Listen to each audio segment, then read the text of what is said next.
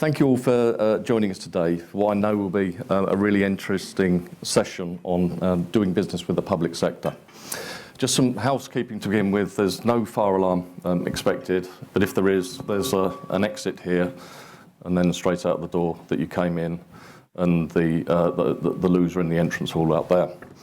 I'm Martin Hathaway, and I'll be chairing today's session, and I'm the Managing Director of the Mid-Yorkshire Chamber of Commerce.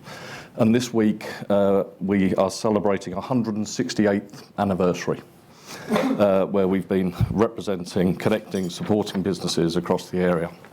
We've got 4 great speakers for you today, who are going to enlighten us on the mysteries of supplying the public sector, hopefully.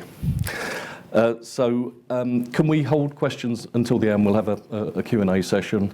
And could I introduce our first speaker, Gillian Askew, who is Director for Go for Growth. Gillian. Thank you. Can everyone hear me all right? Perfect. Okay. I'm sure my mum said I never needed a microphone ever, so if I'm too loud, I apologise. So thank you, Debbie, first for inviting us to come along today. It's great to be here to talk to so many Calderdale providers. I'm going to try and tell you in about 20 minutes just 5 or 6 things. So I'm going to talk to you about who and what Go for Growth is. I'm going to talk to you about how we're working with Calderdale Council and the public sector more broadly. I'm going to talk about what the Go for Growth programme is and how it's supporting providers from both private sector and voluntary sector. I'm going to talk about why it's needed and say a little bit about how the public sector works from a procurement perspective. I'm hopefully not going to steal any of Debbie's thunder. And then I'm going to talk about how you can get in touch with us if you want us to try and help and support you going forward. So I'll do some introductions first. So my name is Gillian Askew. I am a procurement professional by trade. So I'm nearly 30 years into procurement in both private and public sectors. I have got a specialism in local economic development, social value and sustainable business. And I'm also a long-standing micro business owner and small business owner, and I run a social enterprise. And I think what that means for me is I've sat both sides of the table. So I've worked in public sector procurement, pulling these procurement processes together. So I understand the governance environment and I understand the pressure that's on public sector. But I've also answered some of those bids as a provider, and even with a procurement skill set, I do understand the complexity and the challenges, especially smaller providers and voluntary sector providers can face when they're seeking to find and secure work in the public sector. So I'm all about economic development and helping providers to be able to take opportunities in the public sector and take advantage of what's on offer. I'm joined by my colleague Lauren, who's just going to give a little wave. So we both work for Go for Growth, and we'll be around all morning afterwards. If there's some time for networking, please feel free to come and have a chat with us. So I talked about having a specialism in local economic development, and Go for Growth as a programme is really all about that. That's everything that we do. We are a marketplace development organisation. We're a small business as well. We're Yorkshire born and bred, most of us, although we do work on a national basis. Our mission in Go for Growth is social. For us, it's about making sure that anchor institutions in the public sector, local authorities, NHS trusts, blue light authorities and central government take their responsibilities as anchor institutions seriously and help them to deliver on their aspirations and ambitions to be a good, gainful anchor institution and to be able to access that real breadth of talent that's in the local provider market. And we're aiming high at Go for Growth. So this for us is all about transformation. We want really to try and change the processes of how public money is spent so that it's more inclusive rather than exclusive, that those opportunities for private sector and voluntary sector providers are accessible to everybody, and that it isn't harder or more challenging for an organisation based on what demographic they are, what sector they're in, or what size they are, that the playing field, if you like, is as level as it can be. And so we do that in a way by trying to help providers have the right skills, the right knowledge and the confidence and the support all the way through the process in which to take part. And there's a really good reason why public sector can only go so far sometimes. This is a regulated process, and so you do have to be transparent and fair, and there should be equity in that process. But actually, when a competition's live, that means there's only so much that you can do. But Go for Growth actually can offer that support right the way throughout the process. We don't have to switch that support off at any point because we're independent of the public sector. And it's not just about getting through a competition process either. So Go for Growth is about sustainable business development. And we get that growing business, and especially in the wake of a global pandemic, we get that it's a marathon, not a sprint. So it's not just about getting through one process, it's about helping you on your own journey and to fulfill your own ambitions, but over the medium and long term as well, not just those short-term gains. So our programme is built to be enduring. It should stand the test of time. We'll hopefully be around in millions of years to come when we've all decided there's much better ways of doing this public sector stuff. But it's also designed to be up to date and relevant. And that's really important, especially as we go into a new regulatory environment next year. Our support is free to access for everybody. So any providers that are in the room or more broadly in Calderdale area and beyond, any of the support that you take from Go for Growth is at no cost to you. And that's because we're funded by the public sector. So we are a part of a social value outcome, if you like. Developing local business is a social value outcome.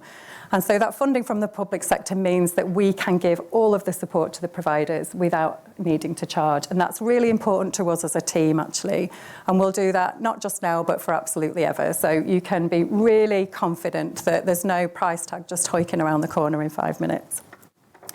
So we're really happy actually to have been commissioned by Calderdale Council, and specifically we're working with Calderdale Council to help develop the Calderdale provider market.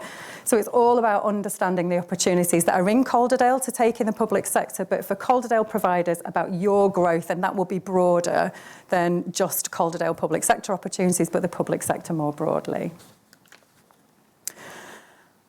So how do we do that? We do that in a number of ways. So you can see on the screen there's a URL for our self-service platform. I'm going to show you some screen grabs in a few slides about the self-service platform, but basically it's always on, it's 24/7, and there's just 3 steps to it, and it's really designed to help you go on your journey. So this is designed to be really simple to access, to get personalised support that is about your priorities as an organisation and the journey that you're going on. So effectively at the front end in step 1, we'll find out a little bit of information about you. It takes less than a minute to fill out.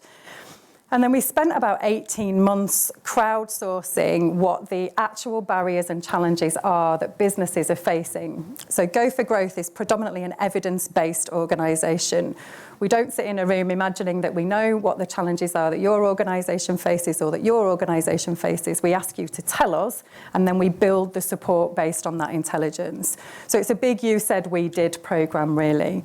And so in the second step of the self-service platform, there's about 70 issue statements that businesses, and we're engaging with over 4,000 organisations at the moment, have told us these are the things that we struggle with when we seek to do work with the public sector.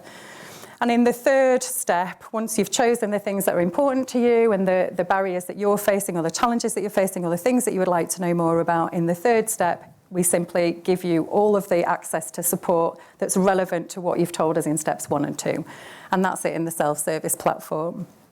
There's lots of offline support that comes with that, which is also available 24/7. We've built step-by-step guides, there's tutorial videos in there, there's case studies, there's templates for you to download, there's checklists, there's all sorts of different channels and types of support that's in there that should be suitable for how you want to be supported and the things that you would like to have support on.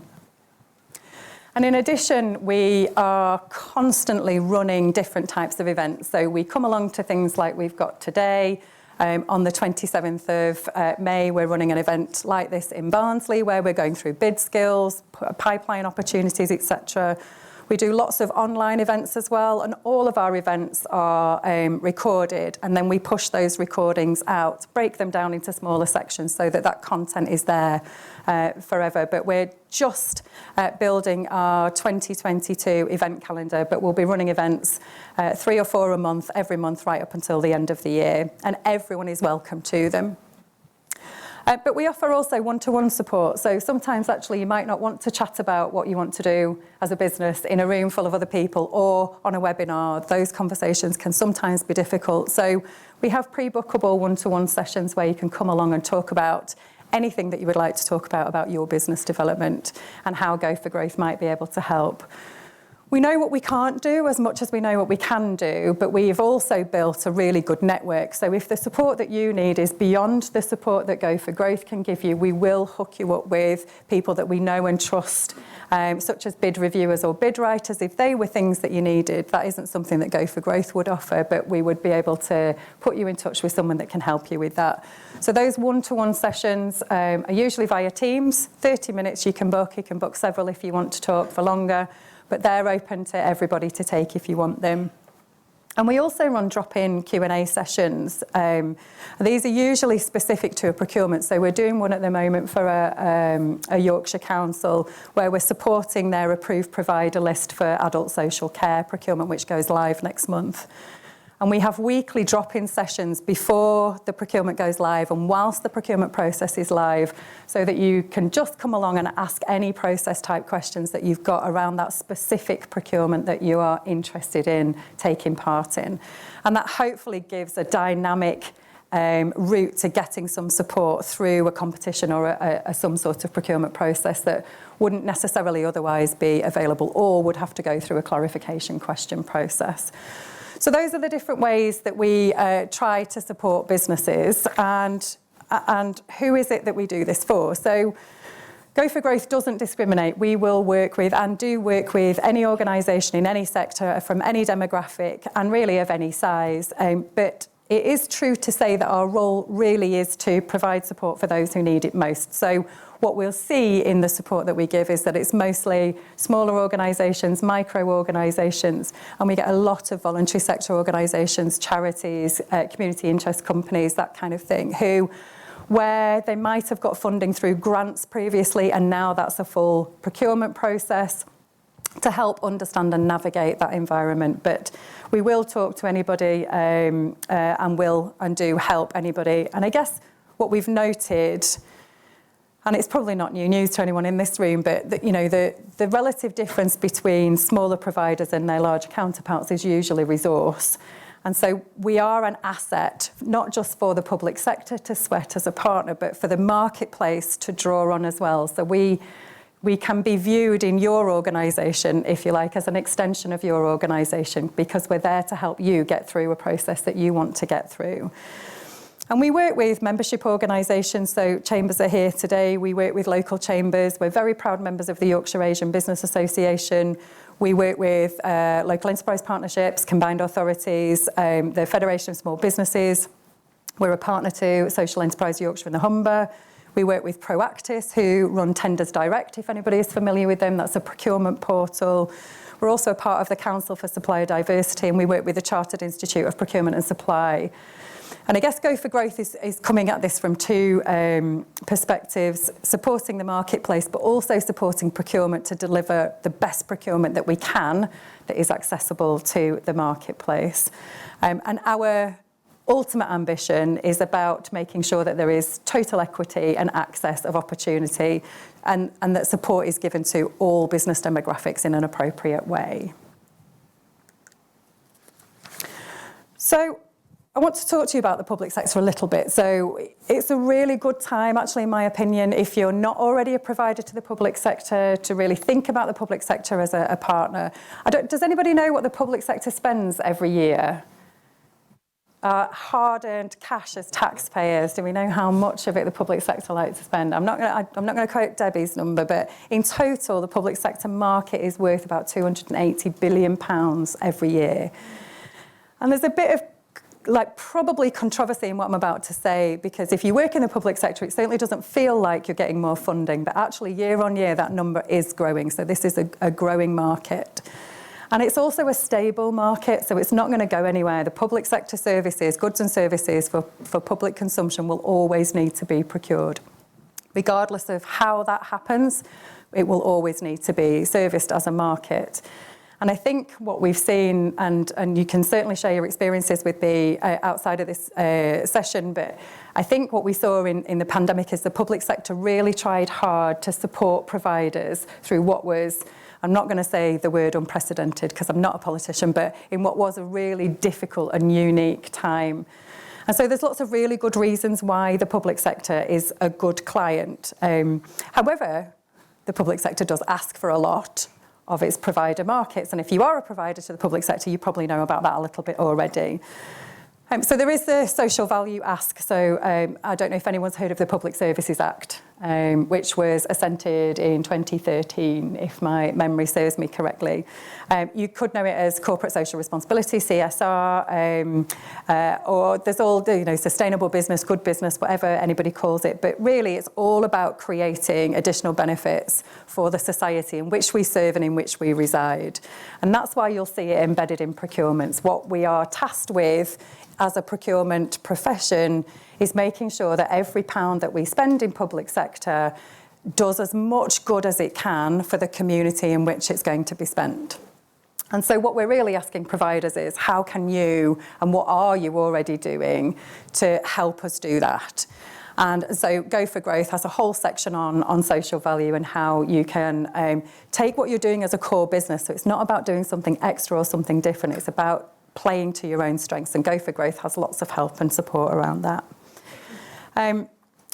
Carbon net zero. So everybody's familiar with carbon net zero in the room, right? I think it's talked about by everybody, everywhere, all of the time. It is probably one of the single biggest strategic pieces of transformation that we have to achieve. And it is a real we, because this carbon net zero isn't about anybody as a singular. It is all about all of us as a collective, both as a nation, as a global society, and as a planet more broadly. But I think what we recognise is that it can be really difficult to know where to start. Same with social value, same with carbon net zero. How do I reduce my carbon footprint? When should I reduce it? By what? There are conflicting targets in this. And so around June or July, and feel free to stay in touch with me, Go for Growth will be offering free support specifically around carbon net zero for providers to help you go on that journey around what do I need to do, when do I need to do it by, and what are the things that make sense to my business in line with my ambitions and my journey that I'm on. But innovation is crucial. It's a naive person, I think, that thinks that we'll get different results if we continue doing the same things all of the time. So you will see in public tenders and even in grant process funding applications, you'll see questions about what more can we do? How do we innovate this? Market engagement events, pre-market engagement events are designed to try and capture the talent in a marketplace and really pull that into the procurement process so that when the procurement comes out to the market, it reflects what the market has to offer. And that might push the market hard, but that innovation piece is just super important. And there is a quote I really like, and it made me think about it again. I haven't thought about it in ages when I was pulling my notes together for today. This allegedly, and I don't actually know if he even said it, so somebody can tell me if I'm wrong, but Henry Ford apparently said if he'd asked his customers what they wanted, they'd have told him a faster horse. And then he went on and invented a car or whatever. I'm sure he didn't invent a car, but the point is, I think, really important that innovation, it is new. We haven't done it before, so it can feel difficult actually to harness. It's really difficult for the public sector to go and ask for innovation because by the very nature of what it is, you don't know what it is. You know, we haven't done it before, we haven't tried it. But there are mechanisms in the public sector to do that. So there's innovation partnerships, there's mechanisms in the process to really harness that innovation. And frankly, the public sector can't do that without the provider marketplace. We've got to bring public service delivery into the 21st century and then keep developing it. And we can't do that unless we look for innovative and creative ways of doing this through the provider market. And in every case, reliability and stability is going to be really important to the public sector, and that will be tested in procurement processes around your financial stability. But really what they want to know is, can we stand the test of time?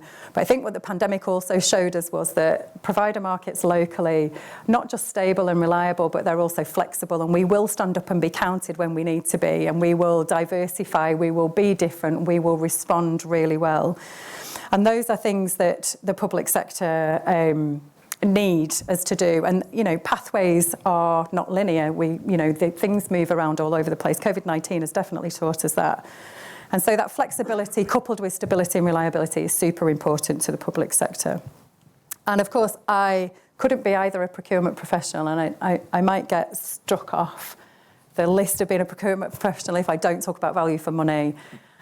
However, I've put it last for a reason, and value for money is the thing that encompasses everything. But in provider markets, I think what businesses tell us unanimously is that in procurement, it still feels like a fastest race to the bottom on price.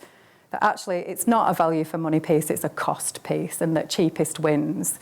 And the public sector is definitely trying to shift that, because it is about value for money. It's about value for taxpayers' money, and that's super important. And that manifests itself in different ways. And sometimes that actually might be cheapest wins, but not all of the time. And in the regulatory changes, there's this shift coming. So today, we are governed by something called MEET, which is the most economically advantageous tender, and that will shift to MAT, which is most advantageous tender. And the drop of that word economic is basically encouraging public sector procurement teams to think about value as opposed to think about price. And so hopefully as provider markets, we'll see some of that shift over time coming. I'm nearly done, don't worry. Am I doing for time? Am I there? Okay. Final thing really from me, if it will click on. So this is the self-service platform that I talked to you about. You can see the URL at the bottom. You will see the 6 headings maybe. It's very blurred to me, but I've got my glasses on. Can anybody read those 6 headings? Let me click on, that'd be easier. So we basically look at 6 headings to help you with finding opportunities, understanding them, demonstrating your competence and capability, your credibility as a provider, what policies you might need, obviously that whole bid process environment. And then you might be in a place where you want to partner with others to work in a public sector environment. And so we'll work through collaborations and partnerships as well. And finally, before I leave you, there's just some ways that you can find us. Both Lauren and I have got business cards. I think there's some on the table. Do feel free to have a chat with us. These slides, I guess, will go out, Debbie, afterwards, will they? Yep, perfect. So all of these will be with you on the slide deck if you want to get in touch. We're here to help. Give us a shout. And that was it from me. So thank you. Brilliant, Click you on, no problem. Thank you very much for that. I've got no idea that level of support was available in the area. So at the Chambers, we're really going to look forward to working with you in the future on that. So thank you very much. So on to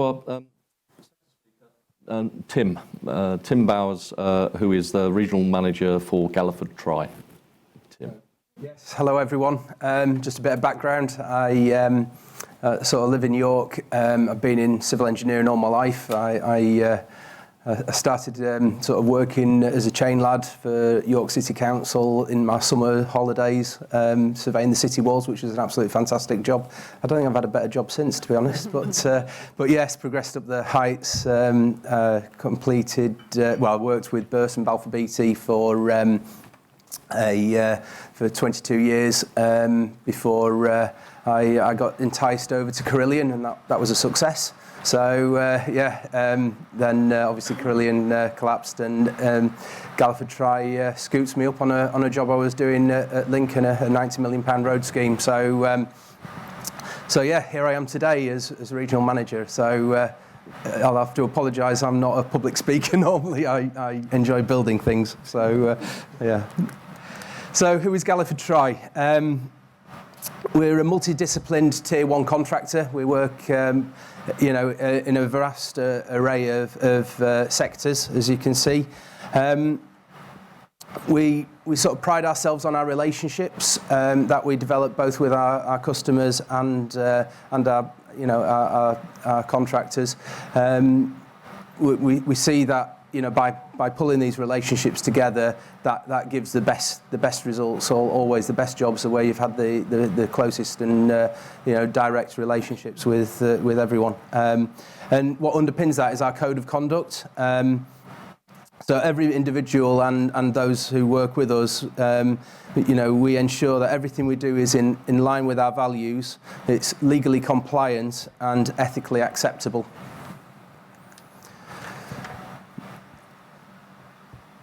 As you can see, the probably slides aren't the clearest, but the graphs basically show we have a really strong order book, and we predominantly focus our business in the public sector. With our forward-looking pipeline, we generate £300 million worth of infrastructure schemes a year. So we're doing, like I say, quite a stable platform. And with our sort of stable business, we have our sustainable growth strategy. So it underpins 4 key elements, which we're committed to the safety of our people. We continue to deliver excellence to our customer and excellent customer service. We always protect the environment in which we work, and while trying to enhance the lives and the environments in the communities in which we impact upon. And we focus on work that provides a sustainable financial return, so we can further grow and invest in the future. So our CEO, Bill Hockin there, he's also our infrastructure managing director as well. So it's very compressed organisational structure, which I'll come on to later. And we have a vision to be a people-orientated, progressive business driven by our values to deliver our stakeholders and to deliver for our stakeholders in the communities in which we work. And we sort of really believe and drive that message forward through our purpose of improving lives in the communities, providing opportunities for people and others, work with the supply chain and promote the very best working practices, whilst caring for the environment. So the structure of the business, as I mentioned earlier, Bill Hockin is the CEO and the MD for infrastructure. Then I work under the highways business, which Dave Lowry is the MD, and then that highways business is split into 2 parts. So we have our National Highways, as it is now, Highways Agency, or Highways England, as it's been in the past. So we have that work stream, and then local authorities, which, so my boss, Liz Bell, she heads up the local authority business, and we operate nationwide. We've then split the local authority business into regions. So my colleague Jamie Missenden looks after the Midlands and the South, whereas I look after the North. The purpose of sort of identifying the North as an area we're looking to develop and increase our footprint in the North, which we'll come on to. As you can see there, we've got various projects and teams that are out there delivering schemes currently on the ground, which again I've got a plan later on in the slide deck to show it a bit more graphically. So that's enough about Galliford Try. We also support the Supply Chain Sustainability School, and we'd recommend everyone sign up to this, primarily because it's free. So it's a really good tool. We've done work with the Supply Chain School in generating pathways of education, and the whole purpose is to improve, develop and challenge the norm in areas like mental health, waste management, fairness, inclusion and respect, quality control and energy management. And these generate benefits. So with that education comes increased understanding of sustainability, better retention of staff as they feel themselves they're getting developed, closer relations with suppliers and more aligned to our organisation. And along with that, there's some tangible benefits which help businesses. So it increases community engagement, increases apprentice numbers, reduce waste, reduces water consumption, and improves air quality. So again, with all that that education and that restructuring and refocusing in the business, you get those benefits. Okay, so our supply chain partners, we have what we call commercial must-haves, and in these, it's a two-way thing. So as we operate these, we also expect our supply chain to have that same ethos. Again, the collaboration piece is really strong within Galliford Try. So we look to develop long-term relationships. That is paramount, as well as our safety culture. So everything we do, we deliver as safely as possible. Getting quality right first time is key to delivering our clients' wishes, and obviously getting things right, affects the bottom line, doesn't it? And compliance with the contract requirements, again, make sure that we're delivering what is asked of us, and on the back of that, we have prompt payment. Sorry, my mouth's going a bit dry. 2-6. So again, we look to ensure every invoice is paid within the 30-day period, which we'll come on to later too. And overall, we look for ownership, pride, and responsibility, both within ourselves and the wider team.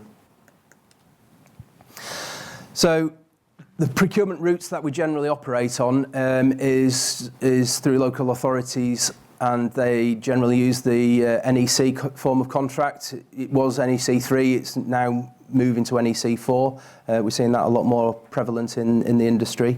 And for those familiar with the contracts, we operate under options A, B, C and E. So A is lump sum target cost, right through to E, which is cost plus, effectively. We generally find that's for doing early contractor involvement work, so where we're working with the design teams and the likes. We generally subcontract on this basis, but for works less than £20,000, we have what we call a short form order, which again is in line with the NEC shorter terms and conditions. So how do you get involved? You can find us on Google Finder, Contracts Finder, sorry, which you can Google. And we also register, all our supply chain are registered on Builders Profile, so we need to go through that process. If you need any assistance on that, there's a guy in our business called Daniel Ashford, which I can give you details of later. So he can talk you through that process. Oh, sorry, I've not clicked my slides on, have I? However, that's right. Sorry. Yeah, apologies. Okay, so opportunities with Galliford Try. We generally operate through frameworks. We've got a vast amount of frameworks, as you can see on the slide there, where we cover the bulk of the sort of the Midlands and the north of the country.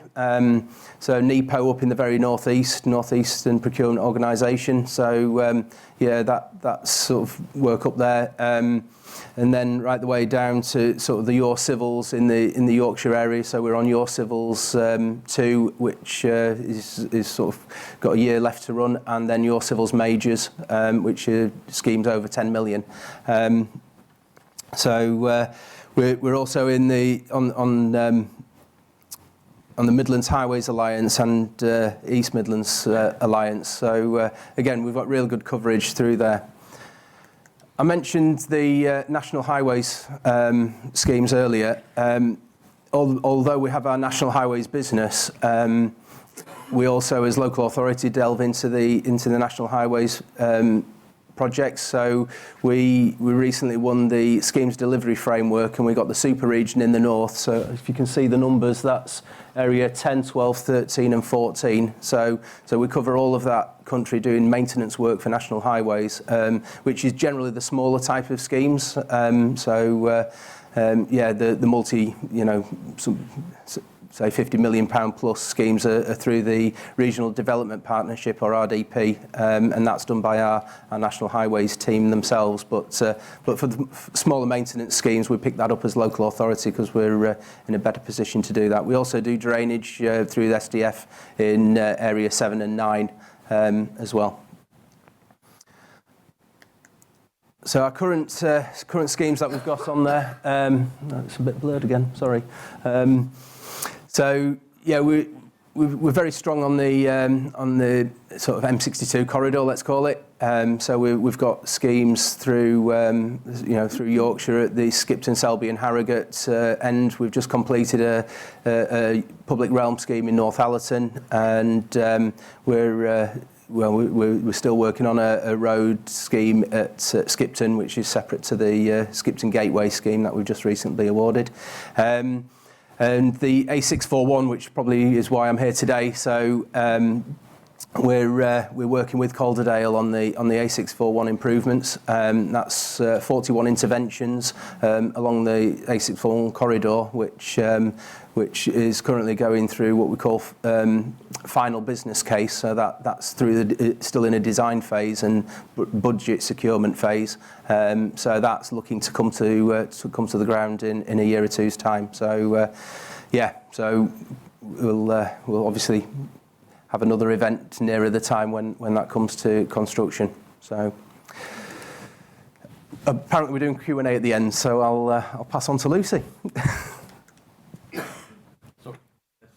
Sorry. Yeah. No, don't worry, Tim. Sorry. Thanks very much for that. And I'm sure there will be some questions about how to get in your supply chain that will come in later on. So can I pass on to our third speaker today, Lucy Beaver, who is the contract manager for Calderdale Council. Hi, yeah, just a little bit of background for me. I've worked at Calderdale Council for 20 years. I've held various positions, mainly in land and property services, but now currently I've been 9 years in my current role, which is in the Corporate Assets and Facilities Management team, in which I manage the corporate asset and facility management contracts. I manage the works that are procured under 2 million in value, and also I manage a framework for professional services, just for my sins as well. Okay, so I just wanted to give you a little background about CAFM, because it's a relatively new team. It's a new team created in 2013. Prior to this point, all the services across the council held their own separate budgets, and they procured their own services individually. And we decided that it would be a lot more cost effective if we centralised this team. And I was involved in creating the team. And I had the delightful task of looking through spend to try and find what all the different services were doing. The absolute corker for me, what I found in the security contracts, I found 38 different suppliers, all with varying terms, all with different pricing, all of them, even within the council, different services were getting charged at different rates. It was horrendous, and that was just one category of work. So we've centralised, and now we manage all the asset management and facilities management on behalf of, we've got about 310 buildings. So that includes offices, libraries, depots, leisure centres, day centres, but we don't have schools, which is a blessing, I think, to be honest. So we've got the centralised budget control and we've got the centralised service provision. So then we embarked on a bit of a plan, how best do we procure these services? And once I'd looked through all the spend, we decided just to put our house in order. We offered 1 year contracts with an extra 1 year. Let's just see. We just had to see what we had. What the pricing were, what the opportunities were within our base. So we offered quite small contracts at that time. We've now got to a more solid base. I'll go into it on the next slide, but we've now actually got 22 corporate contracts running our FM sourcing. That's through the fourth round of tinkering and bundling and seeing what more we could do. So for the FM sourcing, we manage the reactive works, the statutory maintenance, the servicing contracts. Our team also deals with smaller works, typically under £2 million in value. Anything over this value goes to a larger team, major projects team, who will deal with the larger values. So at the moment, we've got a lot in the decarbonisation scheme coming through. That's very high on the agenda. We've also got a lot of the future high street funds coming in, and that's affecting our buildings and the work that we're doing in those areas. So there is definitely a lot of money coming in, and the world does seem to have woken up, and there's a lot of opportunities coming through at the moment. So how we do business. So I touched on, obviously we had to get our house in order. We've now got to quite a solid base of 22 contracts. And through that, we can offer more attractive terms to our suppliers and contractors. We're now offering 3 years plus 2-year extension contract term. And that seems to be really working really well. We use Your Tender, and I'm sure Debbie will re-mention this within her section. We use Your Tender to advertise to all of our opportunities. We're an open door. We don't close any of our quotations or tenders. Our corporate procurement rules actually allow us to close quotations, which is £30,000 to £100,000. We don't. We want to encourage new contractors and new suppliers to come in all the time. And it does seem to work for us. So there isn't this secret little book of suppliers and contractors. I often get that question all the time. How do I get the foot in the door with you? How can we want to get into the public sector? We don't have a little secret book. We're open. We encourage new suppliers and new contractors all the time. As long as, obviously, you're meeting, and Gillian touched on this earlier, about cheapest wins. Now, we've been, as a service, we've been stung by that. We've been stung by people thinking that they can put in the lowest price and that will win the contract. No, that's not our primary goal. We've got statutory maintenance to provide, we've got compliance, we've got health and safety, really key drivers for our service. We don't want the cheapest quote and the lowest quality. So for that reason, as we've gone through this process, we now have a quality threshold on our tenders. So if somebody thinks, oh, I can really put in a low price on that, but the quality's not there and the compliance isn't there and the health and safety isn't there, then they're discarded from the competition. So I know you mentioned it, Gillian, about cheapest wins. That does not work for us as a service. On an aside, I just wanted to mention about the social value, because it's something I'm really, really proud of, and Debbie mentions it quite often, is that the social value in our contracts, 30% of our contracts are actually within the Calderdale area. And of those, the 2 largest areas of spend, which are our fabric and electrical reactive contracts, are within the Calderdale boundary. How have we done that? We've been careful with our response times. So we have repair response times. So, for example, we've got a lift entrapment. Somebody's got to be let out within 30 minutes. So that prevents companies from down south thinking that they can provide that service. Unless they've got engineers in our base, then they're not going to be able to get that person out of a lift in 30 minutes. Then they're not going to be able to go to a building where we've got a mass of water coming through the roof within 30 minutes. So by looking at our response times, we're able to manage the contractors that we have in our base, and it is something that we're really, really proud of, because I think it's one of the highest across Calderdale for the social value within Calderdale. So, as I touched on the previous slide, we have capital money coming in for works. So at the moment we're doing a lot of roofs and a lot of refurbishments. under £2 million. And again, they're tendered open. There's no closed secret little book of contractors that we go to all the time. We're always constantly wanting new contractors to come in. We've got so much work going on at the moment. We don't want a small contractor base. We want a large contractor base because we've got so much work. They can't deliver everything. So we welcome that. And as I say, it's your tender is such a key message, that to make sure you're registered on there, and you'll be notified as and when these opportunities are advertised, and they're open and they're not closed. Prior to COVID, we used to hold, obviously, bidders' days. This is the first time we've done an event like this for nearly 3 years. So previously, I've held bidders' days. The previous one was at the Shea in Halifax. And it will be something that I'll look at organising another session as well, because obviously we've got some big contracts coming up. So these are the imminent contracts, just on the FM sourcing at the moment, in case there's drumming any interest up.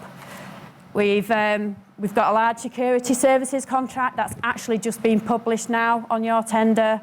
A new contract from the 1st of October 22. And again, remember that this is 3 years plus a further 2 years extension on these contracts.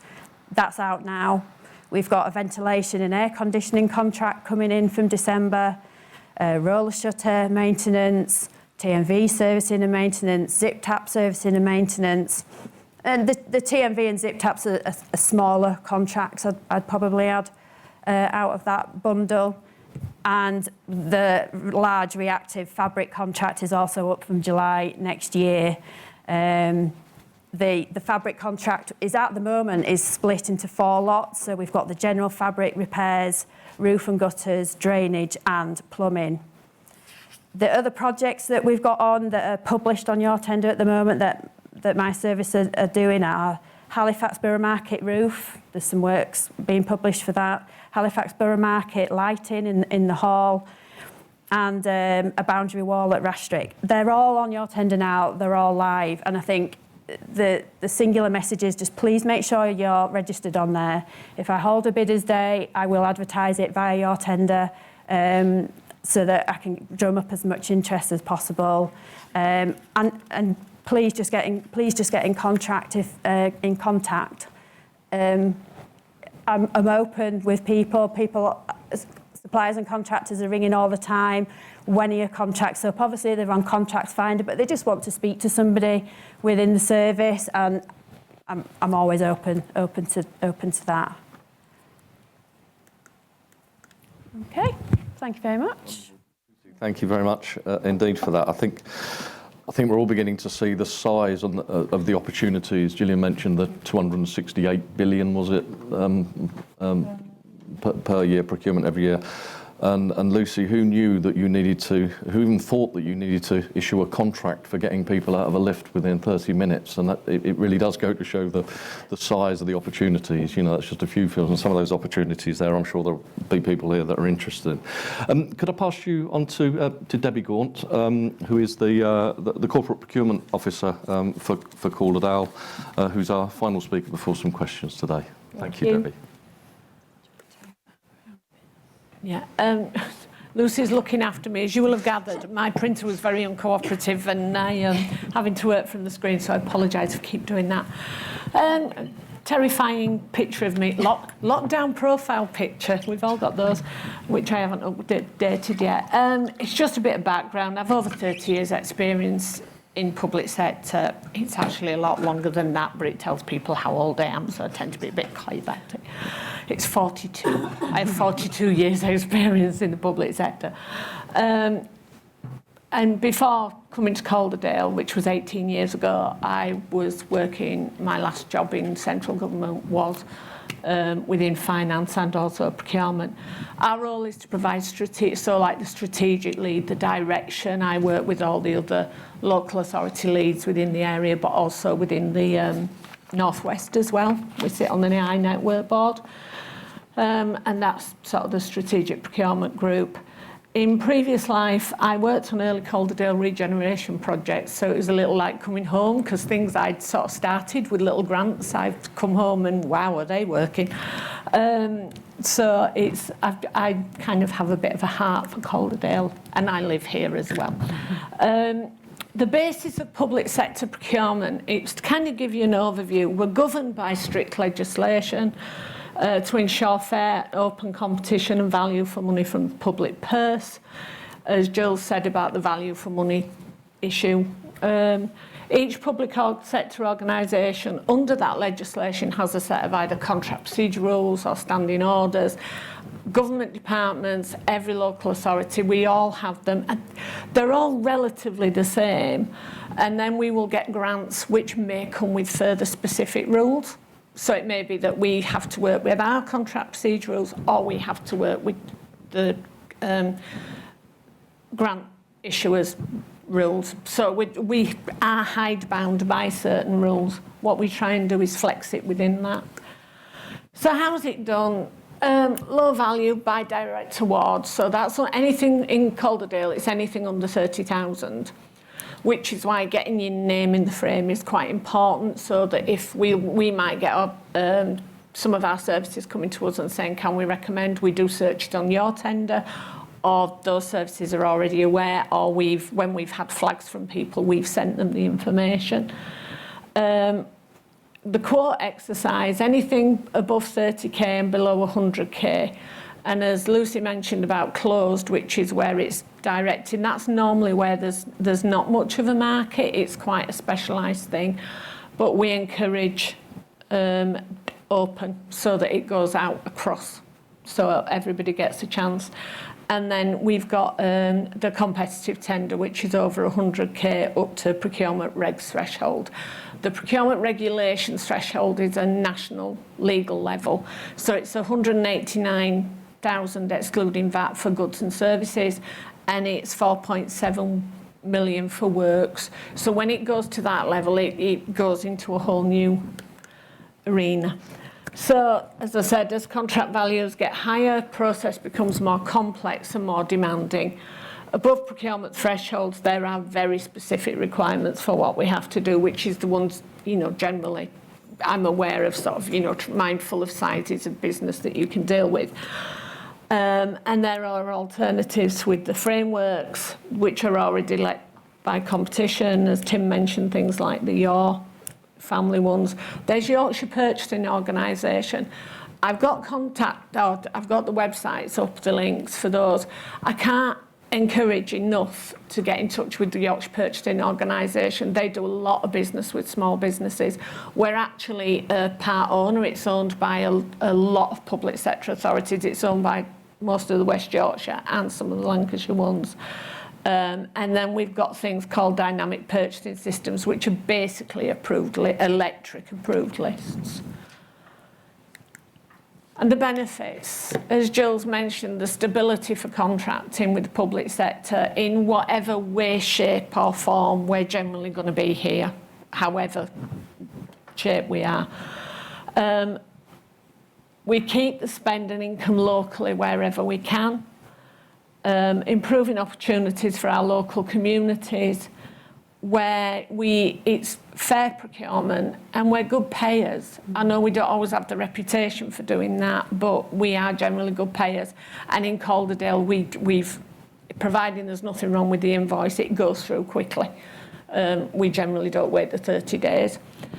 And we work with organisations to develop services. So we're working with anchor organisations. We work jointly with the CCG, or whatever it will be in its new format, which is like public and community health. We work a lot with the college, with our NHS colleagues, and then with our voluntary sector organisations such as Halifax Opportunity Trust. So there's a lot of engagement. And I think the one thing I didn't say was, unlike most, and it generally horrifies most of my procurement colleagues whenever I meet anybody from another authority, they are always generally set with finance or maybe legal. We're not. We sit in our regeneration and strategy alongside our business and skills colleagues and alongside our voluntary sector colleagues, our our sort of tourism or that side of it around what we can do the best. We're heavily involved with them around social value so that we've got that connection. And I'm very proud that my team are actually the go-to. If somebody's looking at social value, we're the ones that can pinpoint people right across the council.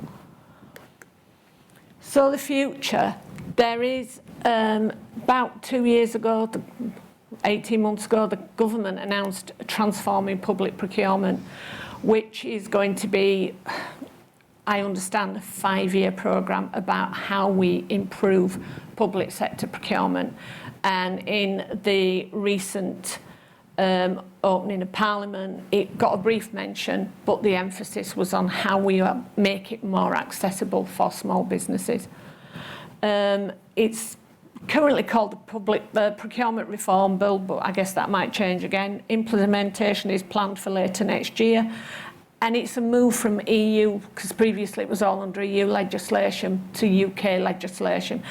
But that doesn't mean the legislation will disappear. There was a bit of a flurry where people thought, when we're colleagues, not anybody else, thought we were leaving the EU when they thought that, you know, a lot of the legislation would disappear. It hasn't. But it's designed to reshape and simplify public sector. And so it aims to increase social value inclusion, and that includes better use of your local economy. There's aside to this, there is a national procurement policy statement, and the top priority on that is public good, and that encapsulates all of social value. So that's the key aim. So it supports a lot more of what we can do, giving us a lot more flexibility. It's, as I said, it's designed to improve accessibility for SMEs and VCSEs. It simplifies the procedures. It's going, I mean, at the moment, I think it's about 5 to 6, one of which nobody's ever figured out how that one works. It's going down to 3, and it is basically open, competitive by negotiation, and then an emergency one, and that's it. They're the only ones that there are, apart from some social services which we do by light touch procedure, and that allows the council to be more flexible and imaginative around how we do it, because clearly there are all sorts of complications with those, and much more information for the market. I'm currently looking at what we're going to have to do about how much we're going to have to publish, how much information we're going to have to give. I don't object to doing it by any means. It's how we do it is the bit that everybody's now working through. And that means things like pipelines. We're going to publish sort of future pipelines, which are fine, but they're only published every so often, so they can sort of become a bit stagnant. They're not the most up-to-date information, which is why I think this is probably the most important page I've got. And these are where you go and look for opportunities. So your tender, which is the one we always advertise anything over 30,000 on. So there will always be those opportunities. Basically, you register, you pick, there are different code elements, and you pick the most relevant, and that's what it will do is email you to tell you there's a possibility on there, or you can go in and check regularly. We've recently changed provider. This is a Yorkshire and Humber arrangement. It's not ours. It belongs to 22 authorities. It was a collaborative buy. We're up for an award at iNetwork Awards about how we work together, because a lot of authorities are quite keen to see how we did it. And it was very collaborative, very trusting. But the outcome has been that the one that won it, EU Supply Mercell, it's a public sector system. So it's designed to work for the public sector, and it's much more intuitive, much more easy to use than the previous system. And best of all, there are about 3 or 4 ways to get help if you're struggling. The other one, I'll openly admit, suppliers struggled, but on this one, there is a lot of help. There are open help desks, there's web chat, there's email, there's phones. But I also wanted to share opportunities where you can look for others if you wanted to look further afield, because not every local authority buys the same. It's quite feasible you are in a business that we don't buy or don't buy very often, but other authorities might. And so what I wanted to do was expand that. Tim's mentioned NEPO, which is the North East one, covers all of the North East region. The North West, Search for the Chest. And as I said, we work closely with the North West because we're part of our network. But on government sites, we have to publish contract opportunities on Contracts Finder where they're above that high-level threshold, which is where you might find supply chain opportunities. They go onto the Finder tender, and we have to publish on those. And Cabinet Office check to see if we do, and we get phone calls if we don't. I'm pleased to say I've not had a phone call so far, but I'm aware of colleagues in other authorities who have.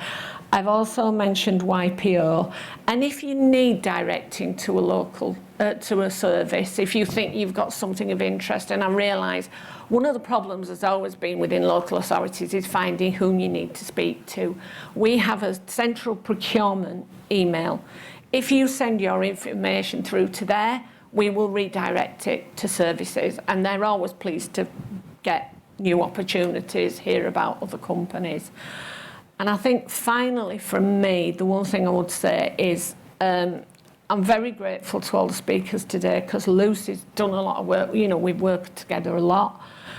Tim with Galliford Try, they are great supporters of our social value build and how we take that forward, and very much engaged with us about making it a legacy rather than just oh, this is it and that's it, it stops. And with Jill, this is, I think out of every partnership we've ever done, I think that for the small businesses, this is probably the most important. We've never done anything to support small businesses, helping them to build their bids and understand what they need to do, because we're limited by what we can do. Because, you know, we've got to be open and transparent and not leave ourselves open to challenge that actually we're assisting one organisation above another. And this provides that opportunity, but it also provides us with the opportunity to learn from small businesses and VCSEs about what about our processes is challenging. You know, we have limitations we have to do within the law, but what else are we doing? I'm conscious sometimes you open the documents and your hearts must sink because there's pages and pages of it, and I think it's a public sector thing. I think we take great comfort in pages and pages of things, and I think that's the thing. I will get feedback, as will Barnsley, Bradford and North Yorkshire, who are in this partnership with us, as well as other public sector, around what we can do differently. How do we need to change to make it easier for you?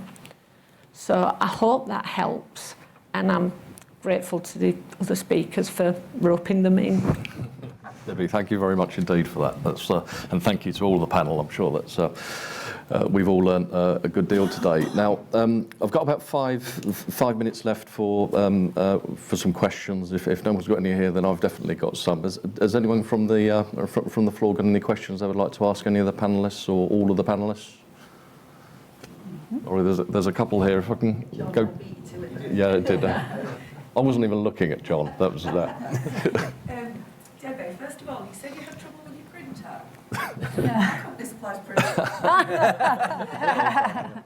It's working from home and forgetting how to use the one in the office print. You obviously you put the contracts, the tenders out there for Calderdale, and I know there's no little black book, as Lucy said, or anything like that, but do you try to use local companies as much as possible? Or does it just go national and it's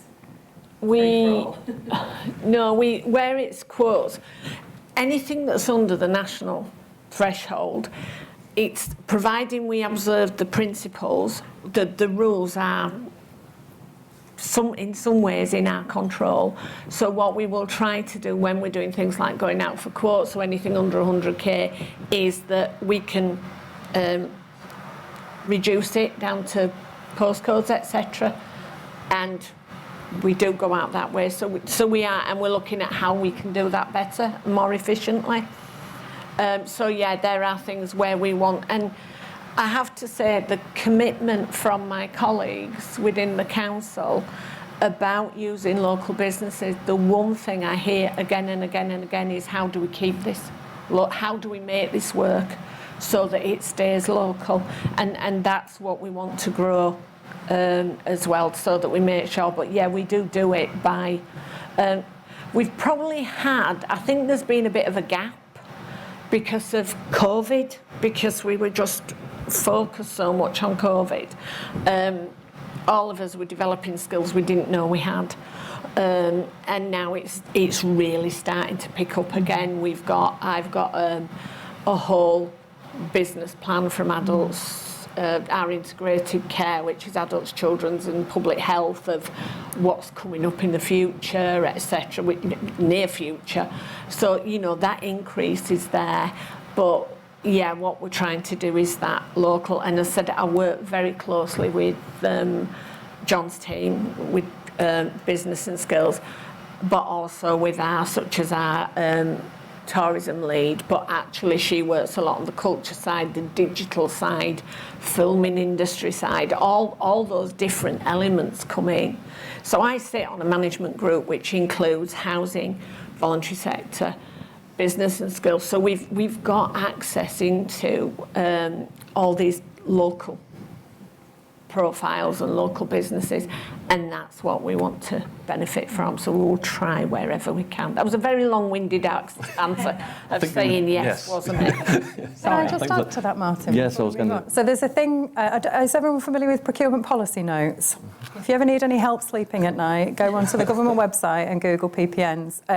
There's a PPN that came out in November 2020, which is just about this. It's about reserving procurements that are under that legal threshold, either at geographical boundary level or specifically for small to medium enterprises, micro organisations, or both.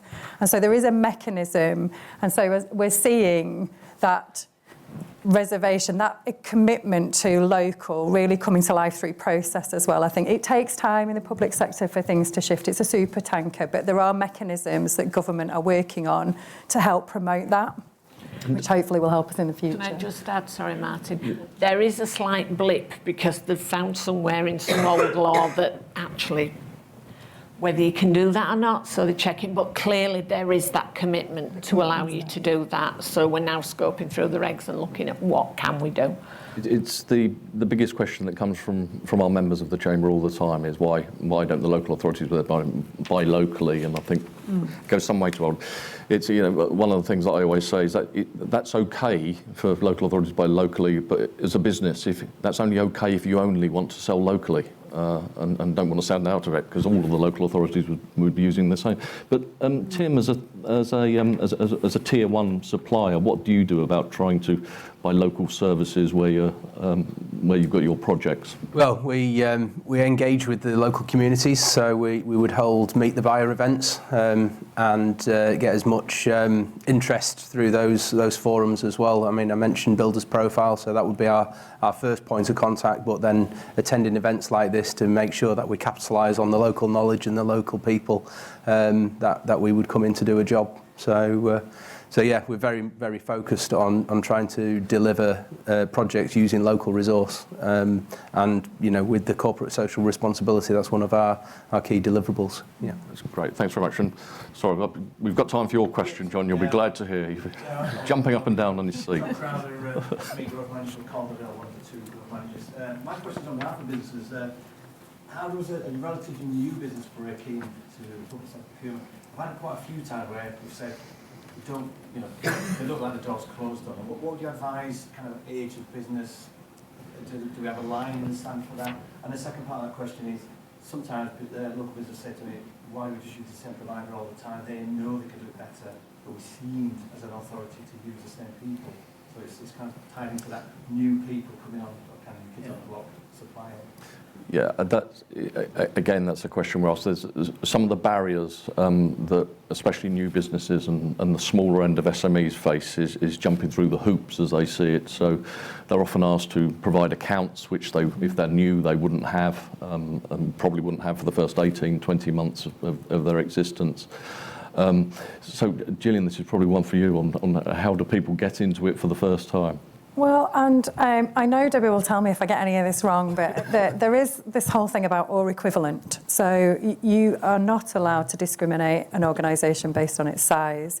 So usually you'll see in a procurement, if you're asking for references or accounts and you can't provide them, there'll be an equivalent route that you can go through, an alternative.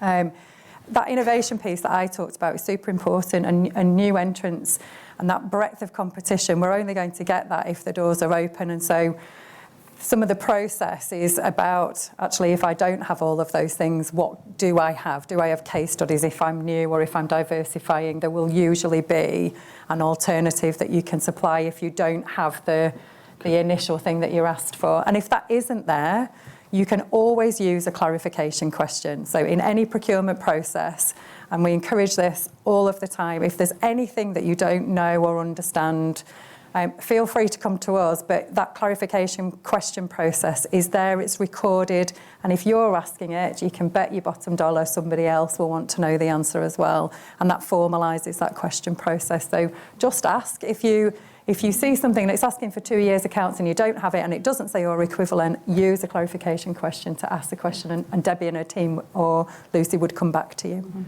Can I pick that one? Yes, thanks, Deb. Just to say that if a supplier, I can never remember the right way around, I've been in procurement too long because I've too many names in my head now, but the questionnaire that comes out with a quote, we are obliged by law to ask certain things.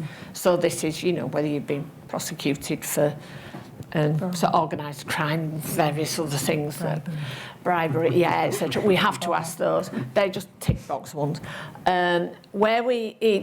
It's proportional. So any other element of that should be proportional to what you need. And my team are trying to sort of weed out anywhere you get a complicated questionnaire. But it says on there about accounts or equivalent. It does stay, and you will get companies that issue. We've had letters from banks. We've had different things because we know people don't want that. We're launching a new refresher training for our officers during this summer, and one of the key things is, you're cutting your nose off to spite your face if you limit it, because actually you could have 3 people with 25 years each experience in the business who've come together to form a business, and if you turn around and say, oh no, we don't want you because you don't have a set of 2 years accounts, you're losing 75 years worth of experience. We can't do that. We can't let that happen. So. Yeah, thank you very much, Deb. I'm afraid that's all the time we have for today, but feel free to continue networking, and there's still some coffees and some sandwiches and some pastries left. So thank you very much to all of our speakers. I've found that really useful, and I hope all of you have. Thank you all for joining us today, and I hope you found it useful. We will circulate all of the slides, and good luck in winning some contracts from the public sector. Thank you very much.